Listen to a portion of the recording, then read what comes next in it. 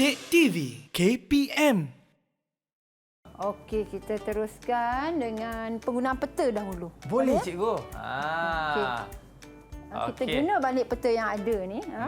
Kita bila kita merujuk pada kawasan iklim, pertama sekali kita kena tahu kedudukan tu di mana. Baik. Kedudukan negara tu di mana, dan untuk pengetahuan semua juga, sesuatu negara itu akan dipengaruhi oleh faktor angin.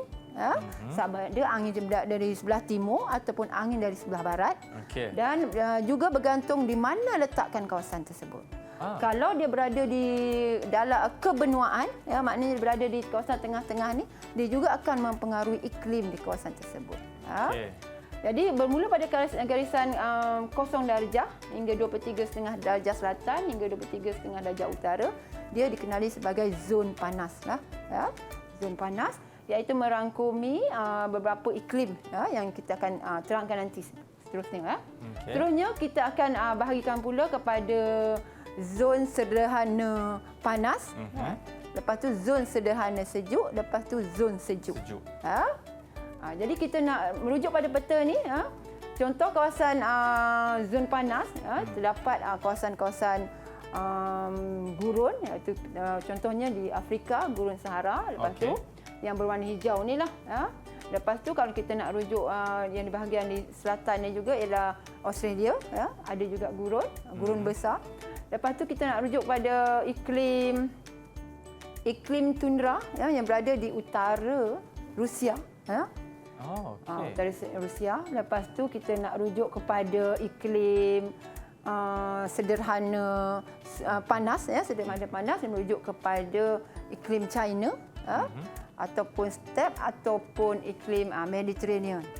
Jadi semua tu perlu dipengaruhi oleh faktor-faktor angin. Angin yang mempengaruhi sama ada akan mempengaruhi jumlah hujan yang diterima sesuatu kawasan tersebut, dan angin tu akan mempengaruhi keadaan di kawasan tersebutlah.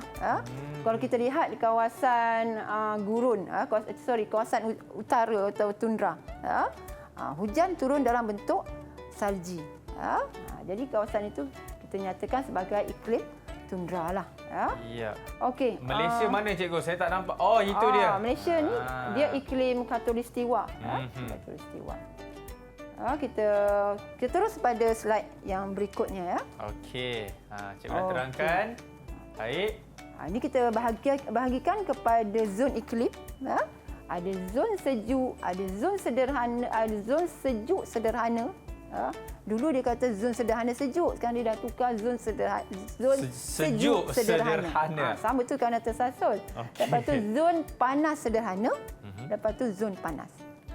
Yang inilah kita terdapat dalam di dunia lah, berdasarkan kedudukan negara yang tertentu. Contohnya kalau di Siberia, iklim Siberia terdapat di Siberia. Kalau iklim Laurentia ni, dia terdapat di kawasan China, Korea ataupun Jepun. Okey. Boleh berpandu kepada peta ni tadi letakkan dia. Okey, nama-nama iklim yang perlu kita ingat iaitu iklim tundra ataupun Arktik. Yang kedua namanya adalah Siberia. Iklim pada zon sejuk sederhana. Lepas tu iklim Laurentia. Lepas tu adalah iklim Mediterranean. Lepas tu adalah iklim steppe, lepas tu iklim China. Yang ni yang akan mempengaruhi tumbuhan semula jadi tu. Yang tadi kita dah terang tu. Contoh steppe tu, iklim steppe.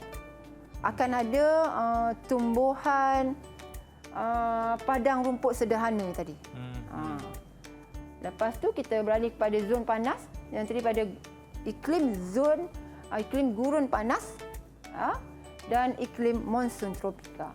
Serta yang akhir sekali iklim khatulistiwa. Sebenarnya Akmal, kadang-kadang kita payah nak ingat sebab dia ada lebih kurang ada berapa ni Akmal? 1, 2, 3, 4, 5, 6, 7, 8, 9. Ada 9 nama-nama iklim. Kalau kita nak tengok kat sini pun kita kena pecahkan ni berapa-berapa kawasan mengikut benua di dunia ni. Betul tu, cikgu. Jadi kita kena ada cara mudah untuk mengingatlah. Itu sebabnya cikgu tulis perkataan yang berwarna merah tu sebagai panduan pada Apa murid-murid. cikgu? Sila makan sate cheese gerai mat top. Maknanya kita kena ingat macam mana. Maknanya C tu ialah Siberia. Nama iklim Siberia. Kawasan dia pun di negara Siberia. Senang nak ingat. Tadi Laurentia tadi. Korea. Kita ambil lah Korea, Jepun. kan? Jepun tu. Okey. Okey, Mediterranean tadi. Mediterranean ni berada di mana? Mediterranean terdapat di Turki. Okey. Cikgu kena rujuk juga. Turki, Lubnan. Lubnan, okey. Lepas tu step tu kita ada di Mongolia. Oh, Mongolia. Mongolia dan Rusia. Okey. Lepas tu kita ada China. Terdapat di China Tengah lah. Negara China Tengah. Sebab China ni besar. Dia terbagi beberapa kawasan lah. Lepas tu gurun panas.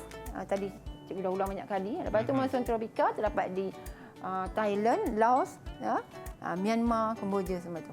Dia utara sedikit dari negara kita. Ya, okey cikgu. Zon panas cikgu kalau kita tengok dekat situ gurun panas semestinya haiwan-haiwan yang ada pun seperti unta lah cikgu. Betul. Jadi kenapa unta ada bonggol untuk apa cikgu? Ya. Kenapa unta ada bonggol? Unta ada bonggol sebab dia bersesuaian untuk iklim di sana lah. Ya, untuk menyimpan air juga kan cikgu untuk katanya. menyimpan air. Lepas tu ada lagi hidupan liar seperti tikus jerboa. Oh ya. Tikus jerboa tu telinga dia panjang. Boleh kita tanya murid, kenapa agaknya tikus jerboa tu telinganya panjang? Okey, siapa nak jawab? Ini soalan kebat ni. Tikus jerboa, kenapa telinganya panjang? Okey. Wildan nak yang okey? Siapa nak jawab tu? Raja, okey Raja Aiman. Kenapa? Okey. Okey Raja Aiman. Tikus jerboa tu telinga dia panjang sebab boleh jadi kipas kalau dia rasa panas. Jadi kipas. Wah. Raja Aiman, selain pada tikus panggil apa tikus? Tikus jerboa. Jerboa. Apa lagi haiwan-haiwan yang ada dekat gurun panas ni? Saya tengok macam awak selalu pergi sana je. Cuba cerita sikit. Musang fenex. Okey, musang fenex. Pun telinga panjang Betul Aiman, telinga dia pun panjang. Okey. Betul cikgu. Lagi apa lagi? Selain tu. Ada laba-laba kat sana. Okey. Nampak cikgu dia selalu pergi tau. Laba. Sebulan sekali kot dia pergi sana. Okey, bagus. Okey, bagus. Jadi haiwan-haiwan ataupun hidupan liar di kawasan iklim itu akan berbeza. Ya, kalau monsun tropika ni kita tahulah kan cikgu. Ada gajah. Dekat dengan kita. Gajah betul. Okey, kalau kalau di tundra bagaimana pula haiwan dia atau tundra, kawasan tundra? Bagaimana hidupan liar dia? Apa contoh hidupan liar? Okey, siapa nak jawab? Haiwan-haiwan yang ada di Okey, Wildan. Okey, Wildan. Kawasan tundra. Tundra.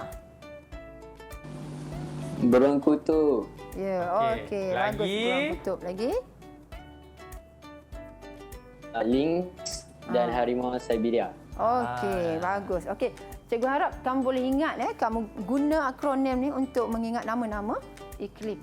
Kita terus pada aktiviti seterusnya iaitu kita gunakan balik formula ni.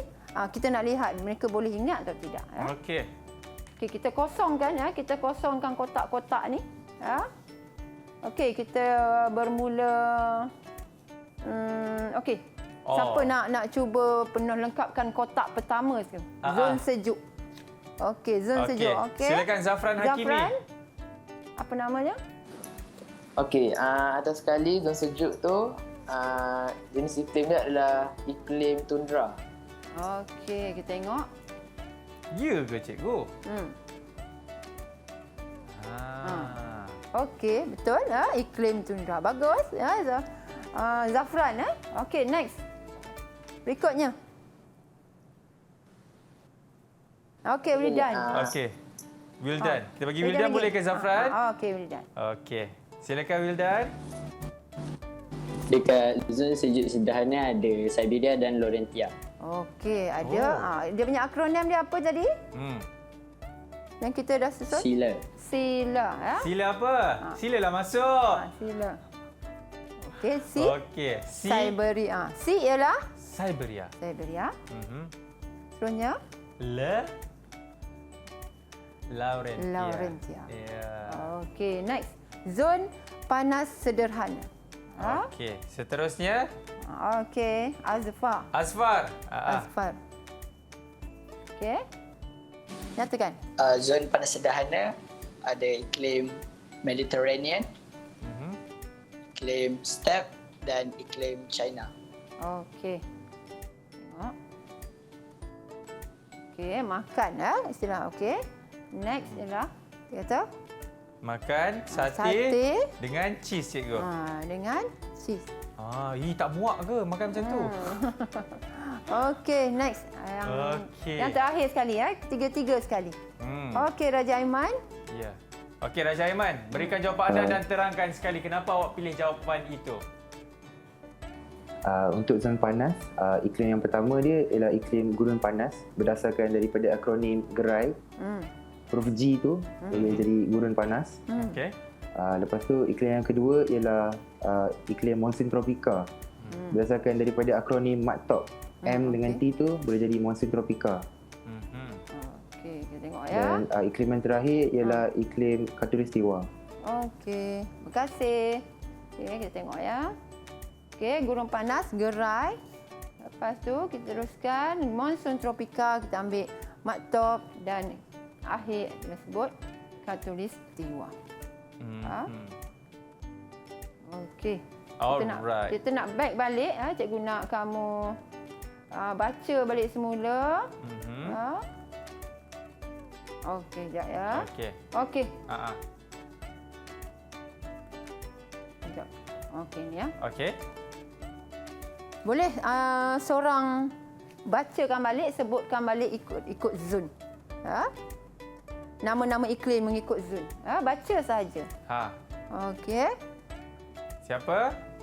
Asfar. Terima Okey, kasih Asfar. angkat tangan Asfar. Okey Asfar, baca balik semula. Baca Okey, saja. Asfar, silakan. Baca saja fakta-fakta nama-nama iklim tersebut. Sejuk ada iklim tundra atau kutub. Okey. Kemudian kita ada zon sejuk sederhana. Iklim yang ada adalah Siberia dan Laurentia. Okey. Lepas itu kita ada zon panas sederhana. Iklimnya Mediterranean, steppe dan China. Okey. Dan yang terakhir sekali, zon panas, kita ada gurun panas, monsun tropika dan iklim khatulistiwa. Okey, bagus ya. Cikgu harap murid-murid dapat mengingat nama-nama iklim ni dan boleh menerangkan bagaimana faktor iklim mempengaruhi kepelbagaian tumbuhan semajadi dan hidupan dia. Okey. Contoh kalau kita ulang balik sikit lagi, kalau di gurun panas tak ada pula yang nak bertanya tumbuhan di gurun panas apa agaknya? Tumbuhan di gurun panas. Tadi sebut unta kan? Sekarang tumbuhan semajadi. Tumbuhan. Siapa cakap jawapan bunga ros?